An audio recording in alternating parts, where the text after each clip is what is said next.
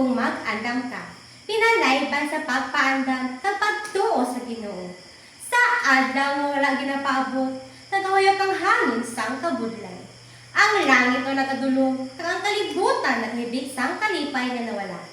Apag hindi magkahadlaw paturan, kay ang Ginoo ara sa gihapon. Hinasiling niya sa puno sang kabuhi, hindi ka mo magkahadlok. Ako, upod ninyo.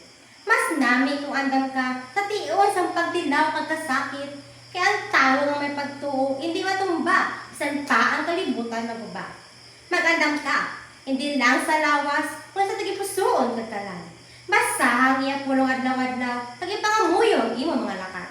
Kaya ang kabuhi na subong pa sa kadayawan, hindi mapaktan kung saan o matapos. Apa ang may pagtuo, may kalinong, kaya rin sa kamot sa Ginoo nga mahigugmaon. Mas nami kung andam ka sa tion sang tawang ka sa Ginoo, hindi na kailangan sang bahandi sa putli nga tagipusoon kag buhat nga matarong.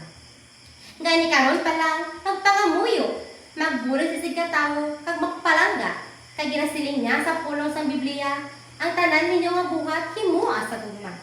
Kung mag-abot ang adlaw sang pagpanaw, ang kalma, kag magpainubuson magahambal. Ginoo, andam na ako, kag ginapangabuhi ko ang kabuhi nga para sa imo.